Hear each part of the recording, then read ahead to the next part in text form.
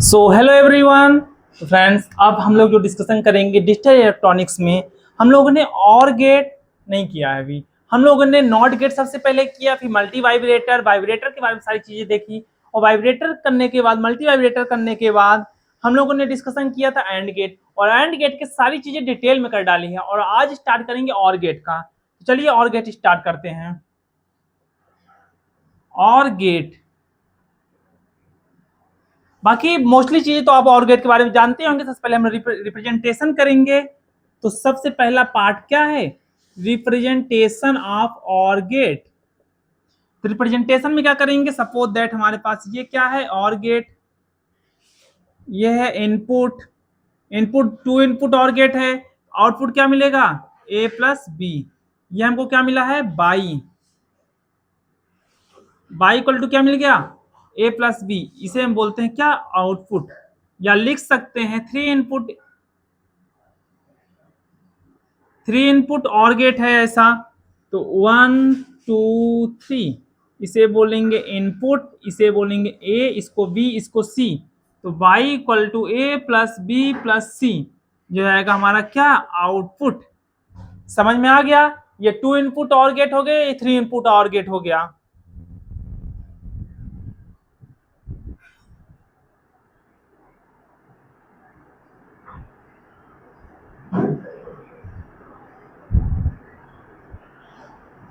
ठीक है, ये 2 इनपुट और गेट हो गया, ये 3 इनपुट और गेट हो गया।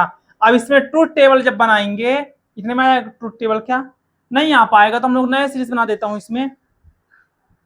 इसको इरेज करके सेकंड नंबर पॉइंट डाल के ट्रूथ टेबल बना देते हैं। ये क्या हो गया? To input or gate.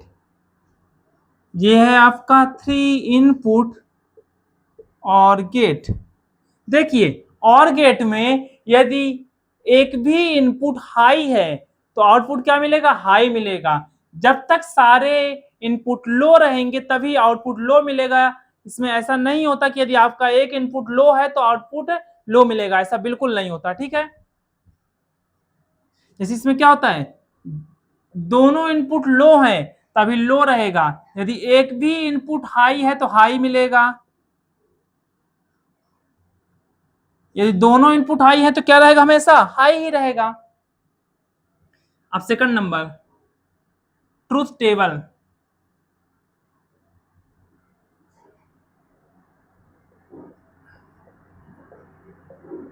इसमें ट्रूथ टेबल में क्या देखेंगे? ट्रूथ टेबल देखेंगे,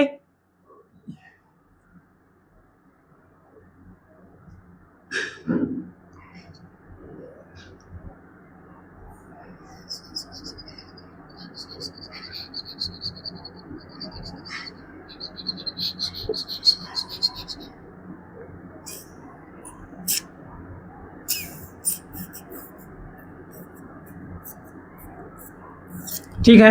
ये क्या हो गया आपका? ए, ये बी, ये by equal to A plus B. 0 1 2 3, 0 0 1 1 1 0 1 हो गया। 2 की पावर 1, ये हो गया 2 की पावर 0। ये है कितना? 0 plus 0 equal to 0, 0 plus 1 equal to 1, 1 plus 0 equal to 1, 1 plus 1 equal to 1। ठीक है, ये ट्रूथ टेबल बन गया। अब क्या करेंगे? इसको अलग अलग करेंगे।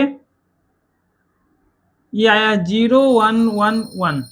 अब लिखेंगे इन एसओपी।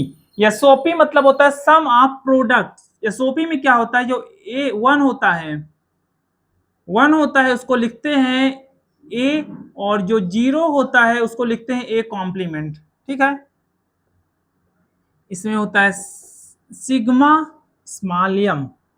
इसमें एसओपी में क्या करेंगे? इसमें लिखेंगे बाई ए बी। कहाँ कहाँ 1 है? तो लिखेंगे sigma M. Sigma M equal to 1 पे है, 2 पे है, 3 पे है। या इसको लिख सकते हैं M1, M2, M3, ऐसा भी लिख सकते हैं। या इसको लिख सकते हैं M1 है, M1 मतलब A bar B plus plus A B bar plus A B. ठीक है, इसको सिंप्लीफाई करेंगे। सिंप्लीफाई करने पे क्या होता है, यहां से यहां पास ए है ना, तो ये आएगा ए बार बी प्लस ए कॉमन ले लेंगे तो बी प्लस बी बार हो जाएगा। ए बार बी हो जाएगा, ये क्या, B plus B bar equal to 1 आ गया ए। फिर करेंगे ए बार प्लस ए और प्लस ए प्लस बी। एक बार कर देंगे ए बार प्लस ए, एक बार कर देंगे ए प्लस बी, तो आंसर क्या आएगा, ए बार प्लस ए इक्वल टू 1 हो जाएगा। तो हो जाएगा कितना आंसर, ए प्लस बी। ठीक है, ये आ गया ए प्लस बी। अब करेंगे इन पीओएस फॉर्म में। किस फॉर्म में, इन पीओएस। पीओएस में क्या होता है, 1 में क्या लिखते हैं हम लोग, ए बार, और 0 में लिखते हैं ए। इसको डिनोट करते हैं पाई कैपिटल एम। इसको लिखने के लिए लिखेंगे Y A B equal to pi pi M. कहां कहां 0 है, 0 किसमें है, आउटपुट 0 होना चाहिए, केवल 0 में है। ये लिख सकते हैं एम 0, ये लिख सकते हैं ए प्लस बी। ठीक है, यही हमारा क्या है, आंसर है।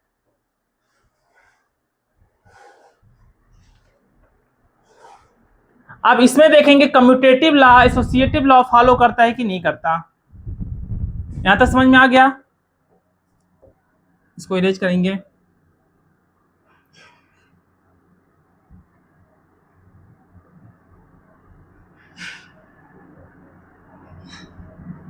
अब लिखेंगे थर्ड नंबर, कम्यूटेटिव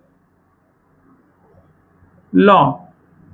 अच्छा, कम्यूटेटिव लॉ फॉलो करता है कि नहीं करता, इसके लिए लिखेंगे हम लोग सबसे पहले, ये हो जाएगा आपका 2 input or gate A B A plus B equal to, इसमें क्या जाएगा, ऐसा कर देते हैं बी ए, तो बी प्लस ए। तो ये क्या करेगा, कम्यूटेटिव लॉ को फॉलो करेगा। तो लिखेंगे it holds commutative law, it holds commutative law. फिर लिखेंगे, फिर क्या लिखेंगे, position of the variable, position of the variable is irrelevant. ठीक है, तो ये किसकी बात हो गई, कम्यूटेटिव लॉ की बात हो गई। कम्यूटेटिव लॉ में क्या करता है, जो और गेट होता है, एंड गेट होता है, कम्यूटेटिव लॉ को फॉलो करता है। ठीक है, अब फोर्थ नंबर लिखेंगे एसोसिएटिव लॉ।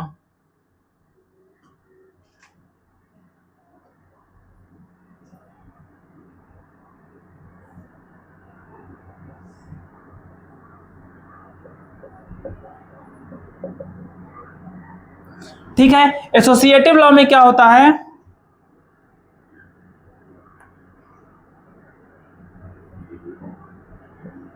थ्री इनपुट लेंगे A B C, A plus B plus C. इसमें क्या करेंगे, पहले 2 इनपुट को लेकर चलते हैं, फिर तीसरा इनपुट यहां से कनेक्ट हो जाएगा। तो यहां पास क्या था, ए बी था, आंसर आ जाएगा ए प्लस बी। तीसरा इनपुट सी लेते हैं तो क्या होता है, ए प्लस बी प्लस सी हो जाता है। ठीक है, मतलब एसोसिएटिव लॉ को भी क्या करता है, फॉलो करता है। तो लिखेंगे इट होल्ड्स एसोसिएटिव लॉ, ये एसोसिएटिव लॉ को फॉलो करता है। फिर उसका लिखेंगे बी कैन जनरेट मल्टी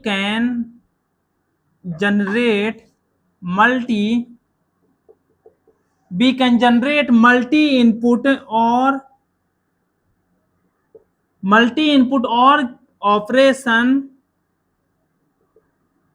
या gate, multi input or gate using two input or operation या गेट। समझ में आ गया। इसमें क्या है कि ये एसोसिएटिव लॉ को भी फॉलो करता है। जो हमारा एसोसिएटिव लॉ होता है और गेट में, उसमें एसोसिएटिव लॉ को फॉलो करता है और इसमें क्या होता है, we can generate multi input or operation. और हम लोग क्या कर सकते हैं, मल्टी इनपुट और ऑपरेशन में क्या कर सकते हैं, जनरेट कर सकते हैं। कैसे? Using two input or operation. क्या यूज करके? To input or operation use करके हम लोग multi input or operation generate कर सकते हैं, multi input or gate generate कर सकते हैं। ठीक है, अब नेक्स्ट है हमारा 5th number point.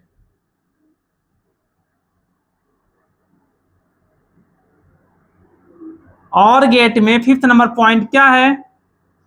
Enable and disable, enable and disable input for or gate, input or gate. ठीक है,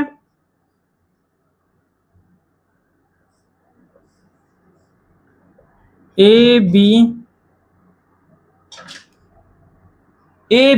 control input equal to 0, enable input equal to 1, disable output. ठीक है, इसमें क्या होगा, यदि इनेबल रहेगा तो क्या आएगा, इनेबल रहेगा तो हम लोग करेंगे a plus B plus 0 equal to A plus B. और जब डिसेबल आउटपुट रहेगा मतलब a प्लस बी प्लस 1 और 1 प्लस एनीथिंग इक्वल टू कितना हो जाता है, 1 हो जाता है। ठीक है, इसलिए क्या हो गया, आउटपुट डिसेबल हो गया और इनेबल में क्या हो गया, a प्लस बी आ गया। अब last important point 6 number point है,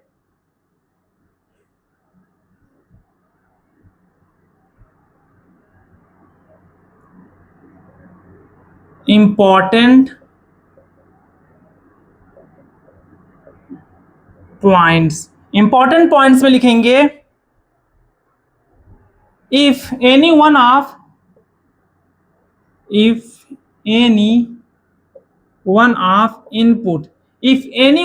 input line is at logic 0, यदि कोई भी इनपुट लाइन लॉजिक 0 पे है या लॉजिक 1 पे है, लॉजिक 1 पे है, then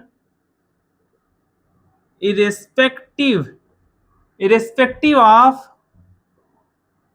other input lines, output will be at logic 1। समझ में आ गया कि if any one of input line, यदि कोई भी इनपुट लाइन किसमें है, लॉजिक 1 में है, तो रिस्पेक्टिवली ऑफ अदर इनपुट, दूसरे इनपुट को भी देखेंगे, बट इससे कोई फर्क नहीं पड़ने वाला, क्योंकि यदि एक भी इनपुट हमारा 1 पे है तो ऑलरेडी आउटपुट क्या हो जाएगा, हमारा 1 आ जाएगा। इफ ऑल द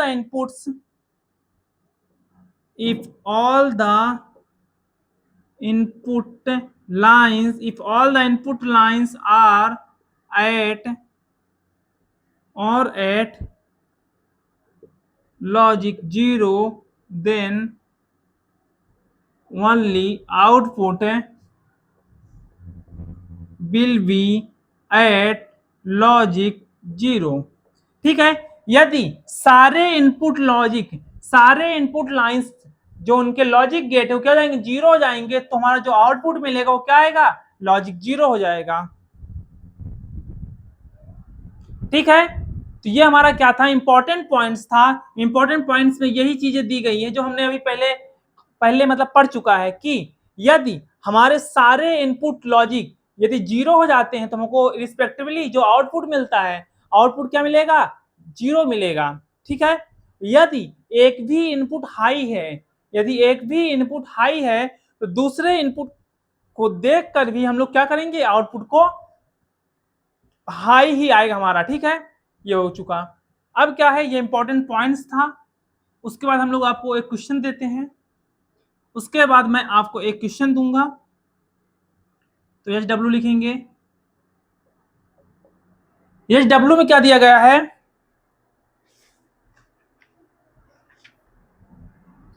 पहला नंबर ये है A, ये है B, ये by equal to A dot B, and gate है। कितने का डिले है, 2 नैनो सेकंड का डिले बनाना है। ठीक है ना, स्क्वायर वेव बनाना है, 2 नैनो सेकंड का डिले है। फिर नॉट गेट में काफी सारे क्वेश्चन किए थे ना, ऐसे ही करना है। ए और बी है, इसमें 3 नैनो सेकंड का डिले है। ये किसका है? और गेट का। ये एंड गेट है, ये और गेट है। ठीक है, अब क्या करना है, इन दोनों में क्या बनाना है आपको? स्क्वायर वेव जनरेटर बनाना है विथ डिले। कितना डिले? 3 नैनो सेकंड का डिले, 2 नैनो सेकंड का डिले। ठीक है, so thank you so much, आप लोग करिएगा इसको। और टेलीग्राम में आप लोग पीडीएफ देख सकते हैं, पीडीएफ सेंड कर दी गई है पहले ही।